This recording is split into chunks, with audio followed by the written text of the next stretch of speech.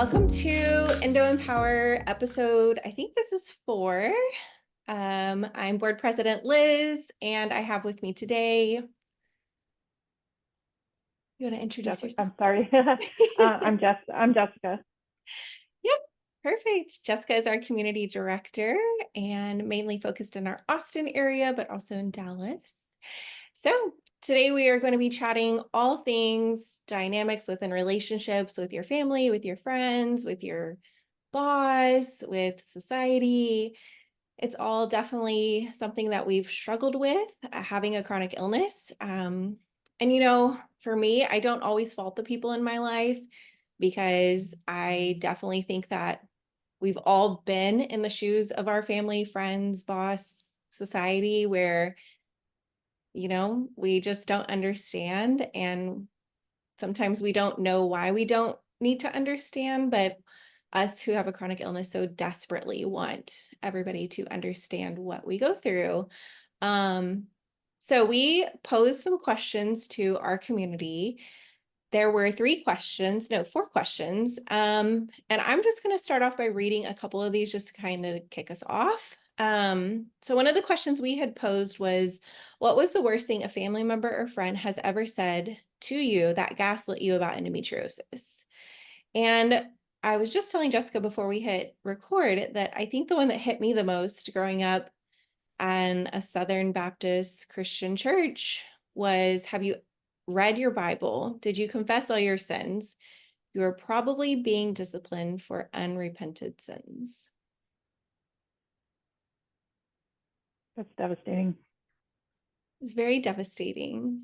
And I think for me, I had made a post about this recently that I've always questioned, did I do something to deserve this? And I mean, we can all come to the conclusion that no, we didn't. Like, you couldn't have done anything to change the trajectory of your life. You couldn't have done anything to stop endo, make it worse, not have it. There's literally nothing that we could do.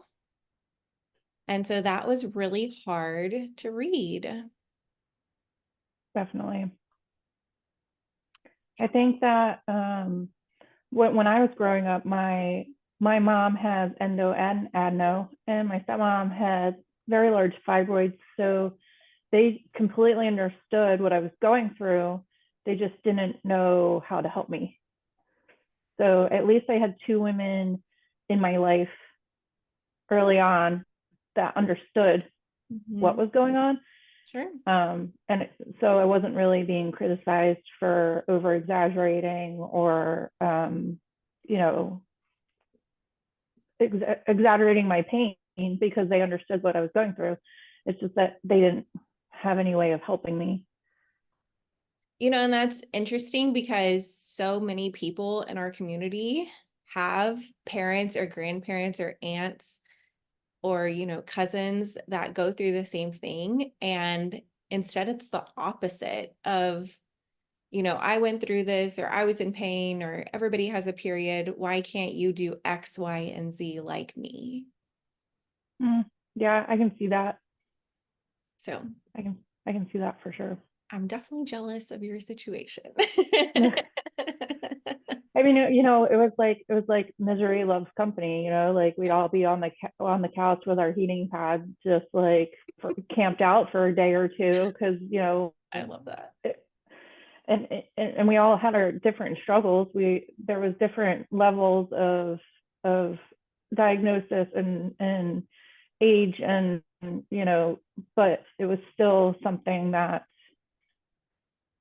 was recognized in my household growing up. Now the men, on the other hand, they didn't get it. They just thought we were all being dramatic. Yeah. That's funny. Also, because the men in my life have an extremely low pain tolerance, and I just kind of chuckle because I'm in like 3 to 4 pain every day, and I'm up cleaning and going to work and doing this and doing that. Not to say that everybody who has pain can do all those things, but I can, and I've learned to kind of just push through. Power through it. I know men, exhausting. yeah, some men in my life get a cold and then they're down for like a week, and I'm like, okay, this is funny. Yep. So, Good old man cold. okay, let's see. I'm gonna pick another one. So this one came in early this morning before we got started, and it said how my sister had stage 4 ovarian cancer. She was a survivor, but she was strong enough to not bitch or complain as much as I do with my pain. And they told her to think more positive. That one's hard. Yeah. Everyone's journey's different. Yeah. Everyone's pain levels are different. And then, like when we talk about our chronic pain, it's just so nagging and it wears you down and it wears you out. So, having an acute illness like cancer, sure, that's got to be devastating as well. But Of course. yeah, it's hard to compare like that. But I will say that one of the things that I got from the Endometriosis Summit was one of the stories where they had said a doctor had told a patient, unless if you have cancer or broken bone, I'm not giving you pain meds. And so this kind of took me back to that place to think, well, my grandmother, when she was on hospice, she was given a whole box of narcotics and analgesics and stuff like that to keep her comfortable. And I'm sure that sister probably had all everything at her disposal, anything and everything she needed. We don't get that luxury. We get called drug seekers. Mm-hmm. I think it was the NHS that ranked endometriosis as one of the top 20 most painful diseases Yeah. and also put it above heart attack. Yes. And I work in a heart attack lab where we give fentanyl when they're coming in for chest pain. So yeah, it's but of course, I mean, I personally would not take a narcotic for pain management. That's just not something that's sustainable in my life. That's not something I ever did. Sure. But if someone needs it to take the edge off, then that's what you need to do to get through your day. When I feel like that really puts it into perspective when you talk about what you do in your heart lab, about how y'all immediately give fentanyl. That Mm-hmm. isn't a luxury that we're given in the hospital. I mean, I went to the ER 3 weeks ago for pain meds, and they were like, okay, we're going to give you Toradol. And it did nothing. The nurse came back in. She's like, how are you feeling? And I was like, not great. Not that I don't like taking narcotics either. It just completely messes up my system, my stomach. But it just kind of made me think like Toradol is just a little step higher than Motrin. And I was already taking a really high dose of Mm-hmm. Motrin at home and it did nothing. Yep. So if somebody's genuinely needing that pain relief, my blood pressure was 133/101. Like I was very clearly in pain Pain. and they Mm-hmm. still dosed me with something essentially comparable to over the counter. So yeah. Okay, I'm gonna switch gears and I'll read some more of these at the end, but so we also asked our community, what is the worst thing a healthcare provider has ever said to you that gaslit you about endometriosis? So this is healthcare providers. I'm gonna go through these real quick. Have you considered an inpatient mental health stay? There's really no way to know for sure what's going on with you, just a flat out lie. But I didn't know that at 14 years old, and my parents didn't know either because of the lack of female and health education. Mm-hmm. This one's rough. You either let me put you on our Lissa or you choose to be in pain for the rest of your life. That's it. Period. No other options. What about informed consent? Yeah. Just a question. If you don't want to have sex, you can just admit that. You don't have to pretend that there's a physical problem because there's physically nothing wrong with you. Welcome to womanhood. Just try some birth control or just get pregnant already after a year of trying to conceive. How do you tell somebody that when they're in your office and they've been trying for a year to conceive and so desperately want a baby, and you tell them to just get pregnant already? How? How cold is that? There's no way it's causing that much pain. I would love for somebody to look at somebody with a broken leg and tell them that. Right. It's not that bad. Just sleep it off. We really can't help you right now. There's more important cases. I would like to throw this out there for those that don't know that are listening to the podcast.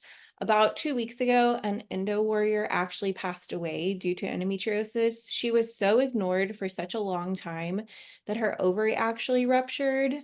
And by the time they agreed to take her back to surgery, the surgery was too late and she wound up in ICU and passed away. Wow. So, what is more important? I think every case is important. And then the last one was that I was too skinny to have endometriosis. What the heck is that all about? So I actually got a version of that when I was younger. I was a late bloomer. I'm 6 foot tall, and I weighed about 115 to 120 pounds at Mm-hmm. my height. And the doctor said that I didn't have enough body fat percentage to maintain my cycles. And so therefore it was impossible for me to have endometriosis. And so I was like, I think I was about 16 when they said that to me. That's insane. I mean, you have to believe them, right? Sure. You think that you're seeing a medical professional that knows what they're talking about. So again, straight to, and the new one when I was in high school was ortho-tricycline, so straight to birth control for me, which made it even worse. But Yeah. yeah, I definitely had a version of that told to me as well when I was a teenager. That's so weird. I was told that I was too fat. I was gonna say, now I'm older and I weigh a lot more, and I'm like, now what's the excuse? It sounds like your doctor subscribed to the idea that it was due to retrograde menstruation, which we all know that that's not the case. Mm-mm. So, yeah, that's frustrating. I think my big takeaway is there's just a lot of misinformation. And I think instead of, family and friends, physicians, bosses, society just saying, I don't understand and I don't know, we always as a society try to like comfort somebody or say something that we think is going to be meaningful or something that would make somebody productive. And I think sometimes it's just best for us to just say nothing or just offer a hug or say, I have no idea what you're going through and I'm so sorry. Can I just sit with you in this? Like that would have made such a big difference for me as a teenager if somebody had said, I believe you. Or maybe even if they just said, let me just sit with you. Like I didn't even Mm-hmm. need to be believed. I just needed somebody to sit in it with me, like lay on the bathroom floor and just see what I'm going through. I guarantee you that if I wanted attention, it would not have been in missing out on everything with my friends, watching life pass me by. Yeah, no. Yep, absolutely. And that goes for doctors too, with a lot of these. Instead of saying like, there's more important cases or there's literally nothing we can do to help you, how about you refer them somewhere? How about you do imaging? And this was actually one thing that came up at the Endo Summit this weekend. And I was able to already pass this information along to one of our community members. But one of the big suggestions from one of the physicians actually was that if you go to a physician and you say, hey, I want X, Y, and Z test, I think I have this, I think I have that, and they say, no, I don't think you have that, and I'm not running any of those tests, you should ask them to document in your chart that you asked for the tests and that they refused. And then ask for a copy to make sure that that was done because they won't do that. They would rather run the tests than run the liability of you Oh, suing them later for something that you were right about. yeah. And It, that's something I've never done.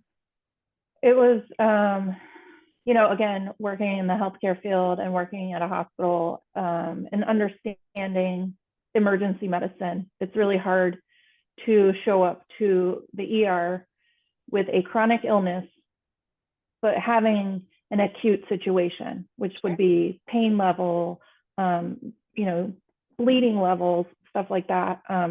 Because that's ultimately what puts our population in the ER is either we're in extreme pain or we're bleeding way too much. Right. And the ER physicians, they just don't understand the chronic illness side of it. They only understand the acute side of it. Mhm. And, they don't understand the long term. I would say it's really hard to talk to friends or other community members and help them understand that, okay, if you're in pain that much, you need to go to the ER, but please realize they're probably not going to do anything for you. And it's hard to admit that and say that out loud. And the only good thing about going to the ER the one time that I did was that I was trying to get in with a specialist, and my appointment was months out. And when I showed up to the ER, they were like, well, you need to follow up with your doctor. And I said, well, that's great, but my appointment's not for another 2 months. And so they Right. were able to get her on the phone, and I was seen the next day. But you Wow. shouldn't have to be that uncomfortable or in that much pain, or having an ER physician do a physician to a physician to get in to be seen by a doctor. It shouldn't have to work that way. Right. Right.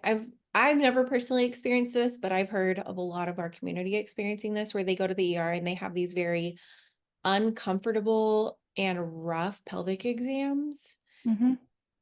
And the It's kind of doctors would like actually, we'll show you to not show up to the ER anymore for yeah, heavy bleeding.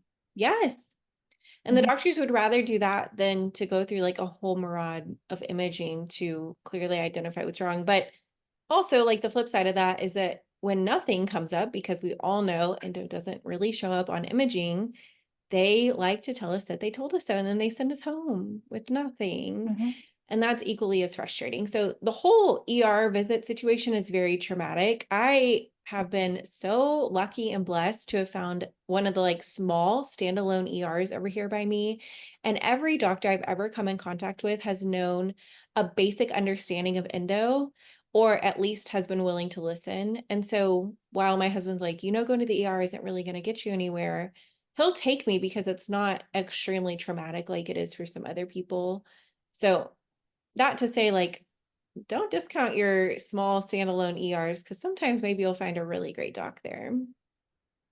I found that going to the ER in the network of where I had my 2 excisions, so where they can actually show up or pull up my surgical Yep. reports and see. Yep. I found that going to that ER was a little more helpful than Sure. just any other ER. Right. Um, so maybe, I don't know, pro tip, or and it also happens to be one of the largest women's health facilities here in Central Texas. No. But still, I mean, it's still an ER, right? You're still getting treated like, okay, why is she here? Kind of situation. But Right.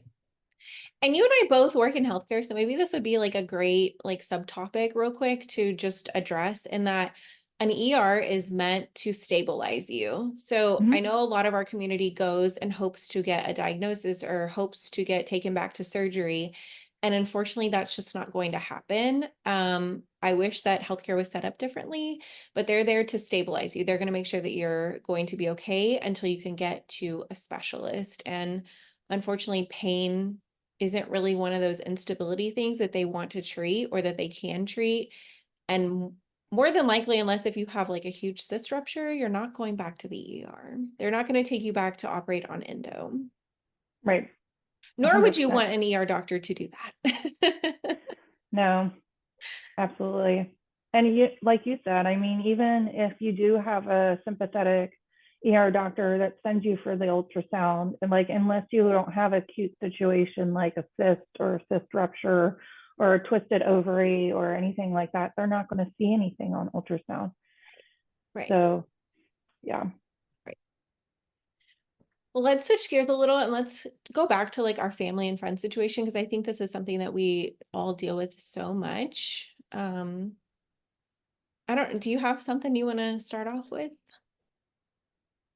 I never, because of the women in my family that struggle with all of this, I've never had the women in my family say negative things to me.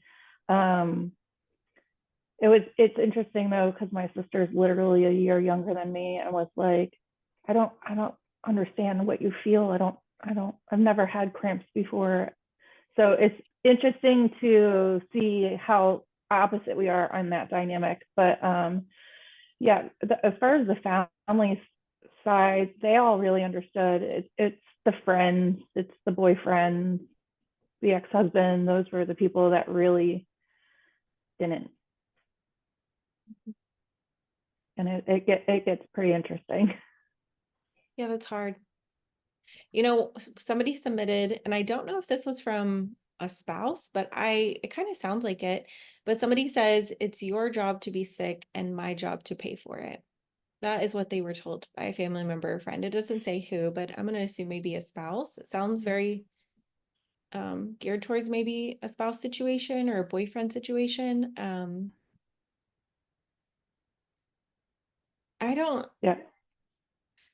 I think one of the biggest things that I've struggled with over the last year, well, really honestly nearing 2 years at this point, is that my quality of life decreased in 2022 dramatically. And I was no longer able to unload the dishwasher or clean the whole house, or, for me to clean the kitchen, which we don't have a very big kitchen, but to clean the kitchen and then do a couple loads of laundry and maybe wipe down the counter in the bathroom, I'm done. Like I am Mm-hmm. completely tapped. My stomach is swollen. I don't feel well. I feel nauseous. I'm going to throw up. I need something to eat. Like I just don't genuinely feel well.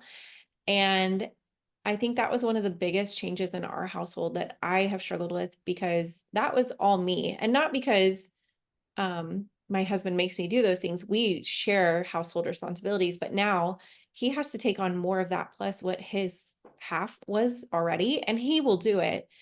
But I know that there's a lot of people out there that struggle with that in their marriages or within their relationships, where that's not an option, or, they have also a chronically ill spouse. My spouse is also chronically ill. And so the weeks that we're both flared up, it's not fun around here.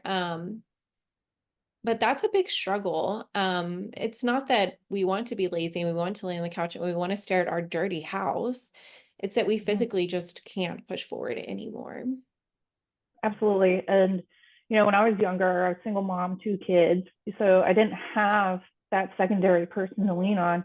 Sure. And my apartment was half completed projects, like, because you start it and then you Yep. have all the best intentions. And then you're like, wow, I didn't realize how tired this was going to make me. Or, um, you know, pain would kick in, or like, especially because I had it like wrap around my back right hip. So just Mm. like Christmas bake. I remember making all of these cookie doughs because I wanted to make a ton of cookies.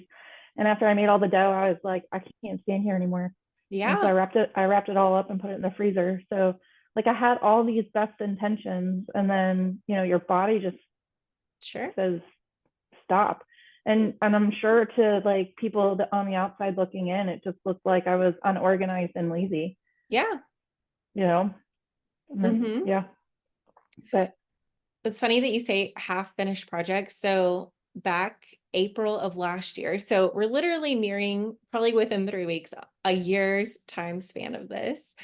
I was really depressed and dealing with SI and just really angry at the surgery that I had had in December. And I've always wanted to paint my room. We live in a new build home, and the walls are just like one basic color everywhere. I've painted my office and I wanted to paint my room. And so I was scrolling through like VRBO or Airbnb for my husband and I to do a quick weekend stay. And I saw this house that was like all black walls everywhere. And it was gorgeous. Like they had decorated it mm-hmm. so well.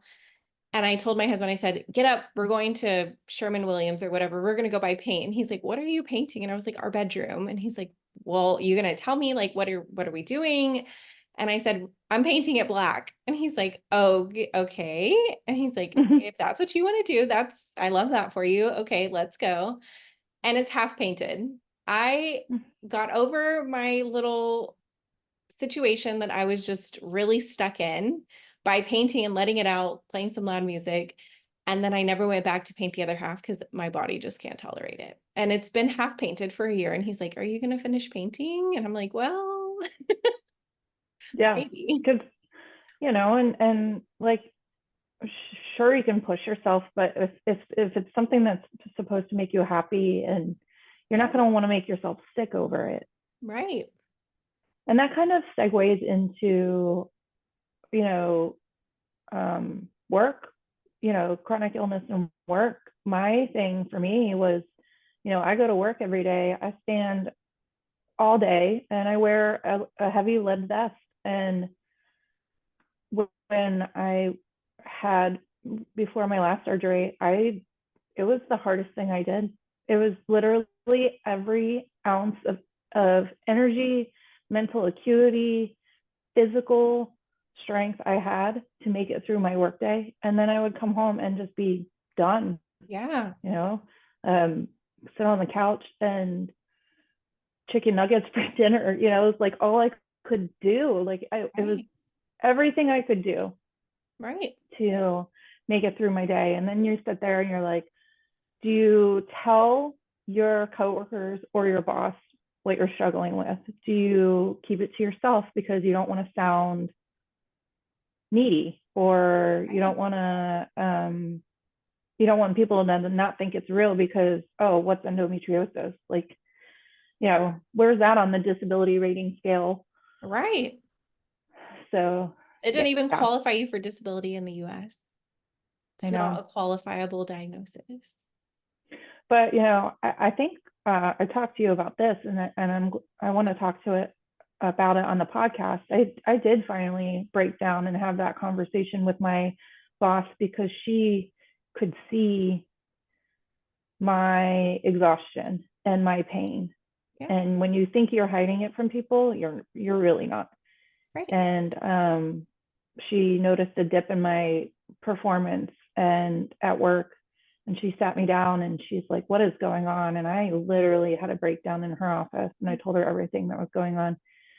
And um, that's when she suggested the intermittent FMLA to submit for, which I did get approved for. I was able to do that. So if um, some of our listeners, if you don't know what that is, it's you know the ability to take off time from work for doctor's appointments, or therapy, or anything like that that has to do with your chronic illness or endometriosis, and it doesn't count against you as like an unexcused absence. So it was that helped me a lot. And then when I really realized that I had a very understanding and supportive boss, that's when I went and sought out an excision specialist and had my last surgery, Good. because I couldn't have done it if work wasn't supportive. Sure. Yeah. There are a lot of really great resources put into play by the government. Your organization just has to qualify with 50 or more employees to qualify for FMLA in the US, but access those resources. And that's something that I was really prideful on not doing for a very long time. Like, well, I don't need this, or, there's people that need it more. I always catch myself saying that. There's people who need it more. I need to be at work so that those other people can take off time. But no, like, we deserve that. We need that, and we should utilize what's there for us. Absolutely. And your employer's paying for it no matter what. Yeah, So, you know, again, the United States has one of like the worst medical leave policies in the world, right? Like, right. if it's there for you and you can use it, just use it. Right. Don't feel guilty about it. I remember I follow a mom who's here from Oregon. I follow her on Instagram, but they moved to Dutch, or not Dutch. Oh my gosh. Dutch. Where am I trying to say they moved to? It was a Dutch country. That's what I'm trying to say. Anyways, so they had gotten the flu, and then her husband got sick, and he was out of work for like 2 weeks back to back. And it wound up being on her Instagram and her stories. And she talked about how she got flooded with so many messages asking, they're there on her husband's work visa. Like, is your husband going to lose his work visa? Is he going to get let go from his job? And she was like, no, that's not a thing here. If you're sick, you stay home. It is what it is. Like, your employer would rather you be home and get well and then come back and have full productivity. And that's just unheard of here. Mhm. I am currently looking for a new job, and there are so many times as a person in operations that I'm seeing 2 weeks PTO, and that's including sick time. And I was telling my husband just how spoiled I've been because for the last 3 years, I've had unlimited PTO and an amazing employer who worked with me prior to us getting bought out. But my employer worked with me really, really well on, my sick leave and whatever I needed to go to my appointments. But that's not the case for everybody. Like 2 weeks PTO Mm-mm. and sick time is nothing. And so people are having to choose between, do I take it for, my pain, my illness when my kids are sick, or do I take it for some true rest and relaxation, which we all deserve? Mhm. It's hard. Absolutely. Kind of on this topic, one of the responses we had gotten was, let me see. This was from a family member or friend. I've never met someone so lazy, but you're not lazy all the time. It seems like it's just when it's convenient. You go to work all day and you can do that, but yet you can't make dinner and all you want to do is lay around. I don't get it. And very much to your point, we go to work and we exhaust every bit that we have because we're answering to an employer who's writing our paycheck to bring home to pay the bills. And if we weren't bringing a paycheck home, then it would be a much different dynamic in our lives where we would be dependent on somebody. And if that relationship doesn't work out, then, that's a scary thing for a lot of us who are female, Mhm. um, that are in relationships where we're dependent on somebody. And if that goes south, what are we going to do then? We have to have a job. We have to have a paycheck. And, I want to contribute to my household. And so I very much get up and I go to work and I give it 110% because I want to be an equal partner with my spouse. So, Absolutely. And then, like I had said earlier, I mean, it literally takes every single ounce of energy just to make it through put on that smile, yeah. make it through the day. I mean, chronic pain just eats at your soul. It nags you so hard. And yeah, it's if you are the primary income or you're a majority of the income for your household and you have to get up and go to work and make it through the day every day, sorry, dinner is not going to be fancy. Sorry, the dishwasher is probably going to stay loaded for a couple of days. Yeah. Um, that's just how that's how it's going to be. And let me just say this out loud. I am queen of having to rewash what's in the washer. Like, I put laundry in with the intention of moving it to the dryer as soon as it's done. And 3 days later, I'm like, I You're should like, oh, how long probably has that been rewash there? that. Yeah. Yep. It's okay. It is Yeah. okay if you have to redo something. It is okay if you don't get to the dishes every night before you go to bed.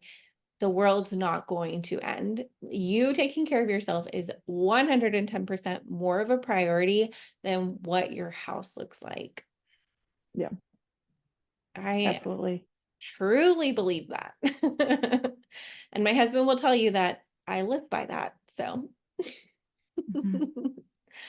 I want to talk about like friend dynamics really quick because this is something I've always struggled with. I have such a hard time making friends. And I will say that over the last 2 years, I have had to make friends because I have put up a lot of boundaries with family members who were blood to me, but just genuinely did not understand what I was going through and said some really hurtful things. And let me side note this. We were talking to somebody at an event this weekend who said, my family doesn't understand my illness. What is your suggestion for that? And I said, you are just going to have to learn boundaries. Like, there is nothing that Mhm. you can do to change that person. You have to change your dynamic with them. And so I did just that, even though my mom in the background was like, you can't be doing that. Like, this is family and that's blood and that's all you have. And I said, Mom, no, like, us and the nonprofit, like I am closer to y'all than I am with a lot of my family members, and y'all get it. And I feel like it's a safe space for me. And I've made so many more friends because I've learned that family isn't everything for me personally. And my Mhm. chosen family has shown up for me in ways that my biological family has never. And so I had a point to this, and this is what happens with menopause. I just start talking and I forget. Oh, I have a hard time making friends. And so the friends that I do have, I want to treasure them and I want to keep them.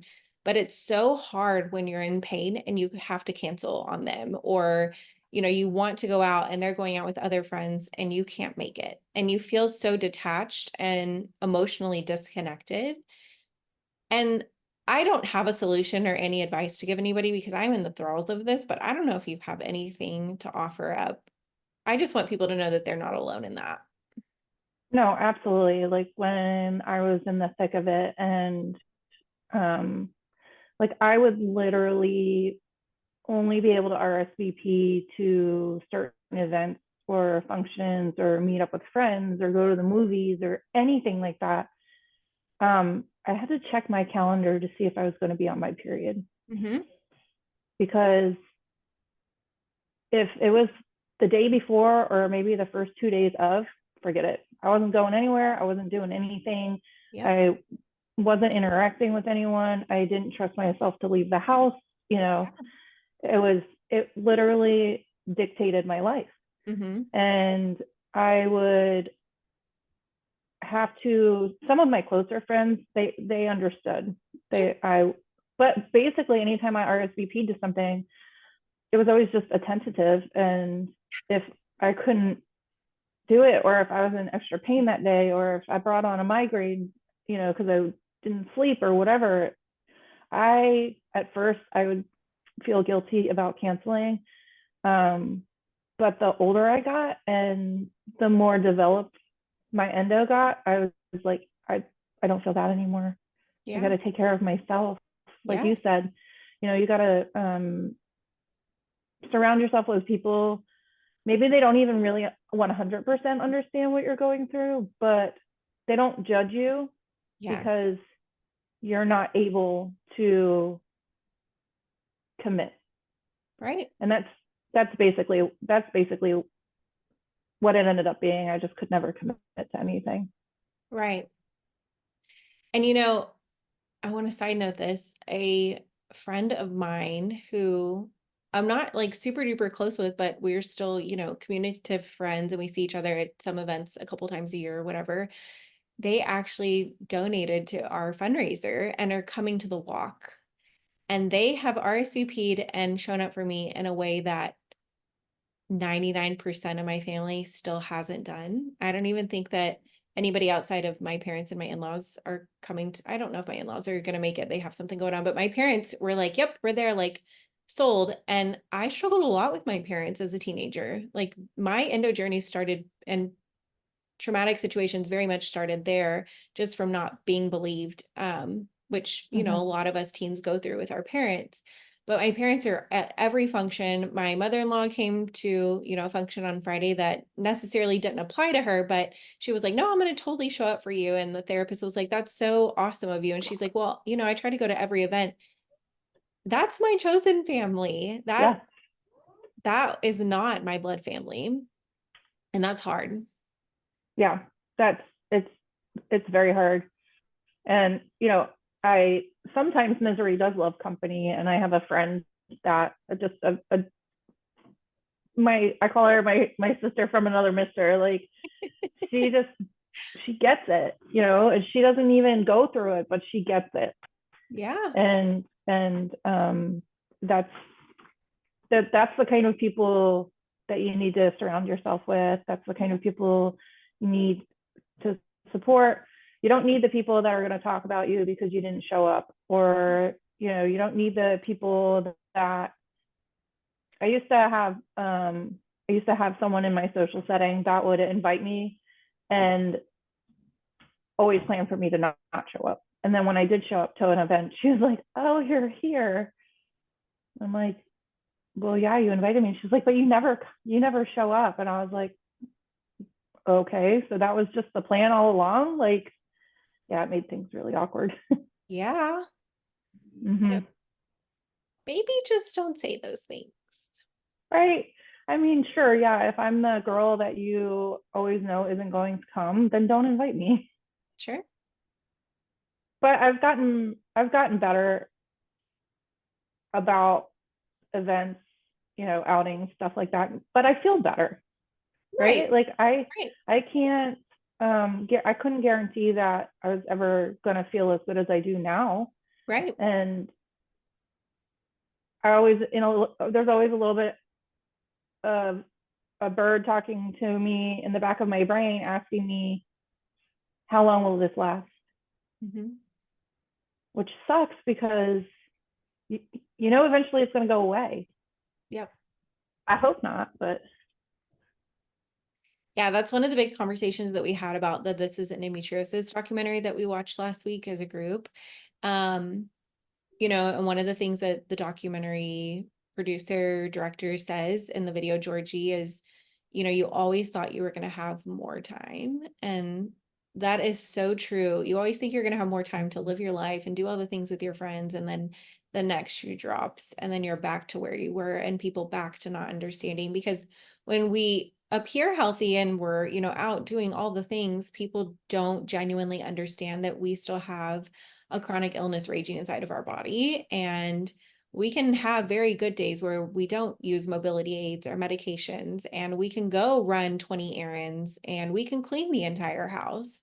But the next day, or maybe a week later or 2 months later, we may be bedbound and unable to do anything, include go to work. And so it is very much an ebb and flow of appearing healthy and appearing sick, but we're always sick. It is a chronic illness. So, absolutely. It's, and you don't go up to people with visible chronic illnesses and be like, oh, you're faking it. yeah. Like, it's, if if if there was something external on our body that could show people that we're sick or we have a chronic illness, it would probably be a different dynamic Mm-hmm. altogether. But we don't. Maybe I should download the surgical video that Dr. Haverland showed at This Is the Endometriosis Summit this weekend, because she opened up this person who had stage 4 endo, and you just felt for that person. They had such red internal tissue. It looked like it was bleeding. It was that red.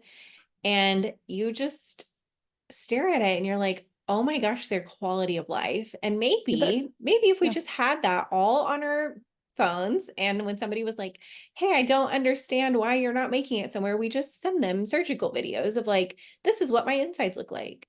they're on fire, They are on basically. fire. Hmm.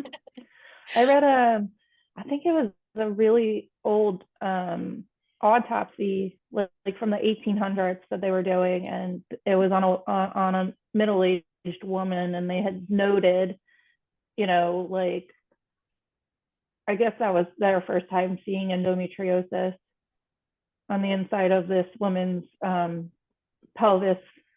It was really, I gotta find it. It was really interesting the way they wrote it, because he Hmm. didn't know what he was looking at, but he was Yeah. explaining it as like red webbing or something. And yeah, it was, women have been suffering from this forever. Right. And it's 2024 and we still Mhm. can't be heard. Right. It's very true. This morning, one of the PTs that we work with had posted on her Instagram, or this was last night, that, things have been really crazy around the clinic, and she just hasn't had a chance to advocate for Endo Awareness Month this month. And one of her followers messaged her and said, why don't you just share the stuff from last year? And she was like, oh yeah, duh. But that sat with me in such a different way, because I got really sad and I was thinking there should be no reason that all of us can duplicate all of our stuff from last year. We should be every year making big waves and, treatments and diagnosis and options, and we aren't making any headway any like year to year. I don't Well, want to share my stuff from last year. right. I mean, and to your point, like even because I'm on the hunt for a new doctor and I read their websites, and the minute they misdefine endometriosis, I'm like, nope. Yes. Like even board certified gynecologists Mhm. are misdefining endometriosis on their websites. So Yes. yeah, it's I made a crazy. post in a private or in a private group, and somebody had messaged me this morning and said something to the effect of, well, why don't gynecologists know that ablation isn't the ideal treatment option? And so I went to ACOG and pulled down their Mm-hmm. recommendations on treating endometriosis. And if you haven't had a chance to research what ACOG says, I would 100% recommend that you do. And ACOG, for those that don't know, oversee the gynecological physicians in the United States. And they put out treatment options and suggestions and guidelines and stuff like that for all these doctors to follow. I don't think that ablation was mentioned, but like one little blip, and then the rest is all about medication and how much ibuprofen to take and birth control and ablation. And so your gynecologists are not getting a due diligence from ACOG, nor are they getting due diligence done by the medical center that they're being trained at. They only get about an hour of training. So when we promote and say, go to an excision specialist, we know how hard and how inaccessible that is. I 100% promise you that if anybody understands, it's our board members. But we are saying that because there are less than 100 excision specialists in the whole United States, and a big subset of those don't take insurance, so they're inaccessible for most of us. But it's so important that you go to somebody who spent their life's work doing this and understanding it, because if they're delivering babies or focused on something else, women's health, that's not their focus, and that's not what they're doing research on, and they are probably getting guidelines from ACOG, which aren't really doing us justice anymore. Absolutely. And that's hard. I had a conversation with somebody that was like, I've been to 3 or 4 different OBGYNs and just no one listens to me. And I said, go find just a gynecologist. I said, if you're sitting in front of an OB, they're going to treat you like you're a baby carrier. Sure. And that's it. Right. And that's hard for me to feel that way because I did have babies, Yeah. but I would go in and I'd tell them how exhausted I was and how much pain I'm in, and they'd be like, "Well, welcome to motherhood." And I'm like, "That's not it. That's not it." No. I okay. What if I didn't have babies? Then what Yeah, would you say? Welcome to womanhood? Probably. Like that's not what probably. we We're want to trying to hear. juggle 1,000 things all at once. Yeah, yeah, That's frustrating. very. Well, the other question that we asked people is, who have you been told that you are? And I'm just, again, going to go through these really quick. By a gaslighter. So drug seeker, over dramatic, hypochondriac, lazy, dramatic, lazy, a liar, an exaggerator, a burden, letting my anxiety rule my life and ruin others' lives when it's inconvenient, sinful. These people didn't answer that. Lazy and lying. I'm perfectly fine. I just need to get up and get over it. Dramatic and emotional. I feel like there are so many that are the same. We seem to just get Mm-hmm. titled lazy a lot. Lazy. Yep, I got that a lot. Yeah. And the last question we asked is, what is one thing you want your family, friends, or employers to know about your endometriosis? And I feel like this also goes for physicians. I don't fake being sick, I fake being well. A 3 to 4 level pain daily is normal for me. And I just did quotes for anybody who's listening. It is not normal, but that is our normal. I can't help how I feel. If I could feel great and healthy every day, I would choose that life. I don't want to pretend, quotes again, to be sick and feel this exhausted. I wish the smile I put on to pretend I am not in pain was just a smile. Even though I may act or look okay, it sometimes takes everything in me and everything out of me to pretend that I am. It's hard, it's painful, but I do it for you and I do it for myself.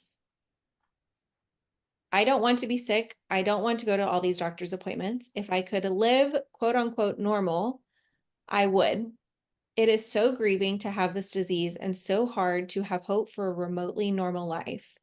You telling me to be more positive only makes me feel like I'm failing even more. How easy would it be for you to just stay positive when you have daily pain and discomfort? Can't do all the things you love and know there's no cure in sight. The fact that I can still smile and laugh is a miracle in of itself. That one's hard. Having a good day or a good streak doesn't mean I'm not allowed to have a bad day in the future. Very true.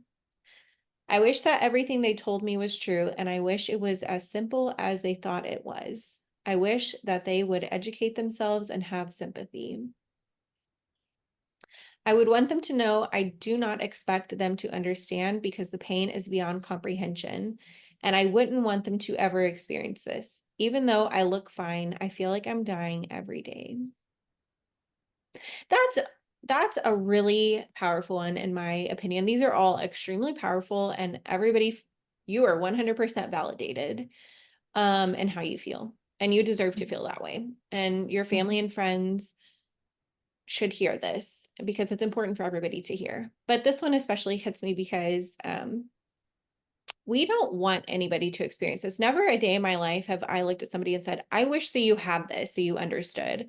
I don't Yeah. wish this upon anybody. It has been Yeah. hell on earth since I started menstruating. Mhm. I don't want this for you. I don't want this for me, but I do need you to understand and to educate yourself. And if anybody offers up an excuse that they don't know where to educate themselves, find 10, 15, 20 IGs for them to follow and send them to them. And then there is no more excuse to not Mhm. understand. Absolutely. Yeah. Well, this was a hard podcast to have a conversation over. It's something that we live daily and it's something that impacts us so much. And it's something that we all wish we could change. And neither Jessica nor I nor the nonprofit have any magical cure to get your family and friends and boss and doctors to understand.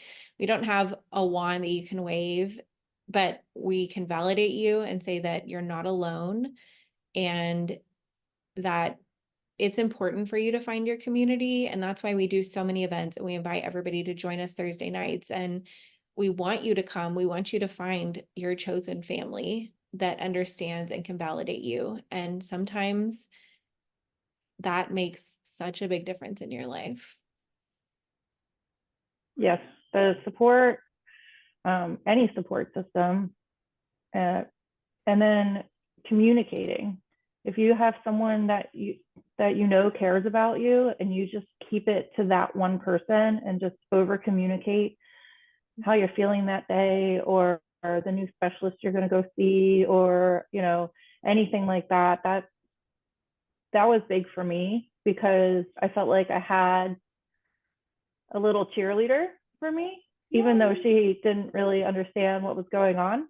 Sure. But it made all the doctor's appointments and all of that stuff worth it. Mhm. Yeah. Yeah. And I think a few that I would add on just at the very end is if you're a friend or a family member or a loved one of somebody with endo, offer to go to appointments with them. Like Mm-hmm. sometimes that makes such a big difference that we have somebody else advocating and that the doctor understands we're not a drug seeker. Offer to do some research or help them look things up. Offer to go to things like Endo Summit or go to an event. If my family showed up, if every individual that I am blood relative to showed up to the walk, I can't tell you the overwhelming joy and emotion that I would feel. Go and show up for them. Even if you don't understand, even if you don't want to understand, just show up. Like it makes such a big difference. Absolutely. Yeah. Absolutely. Yep.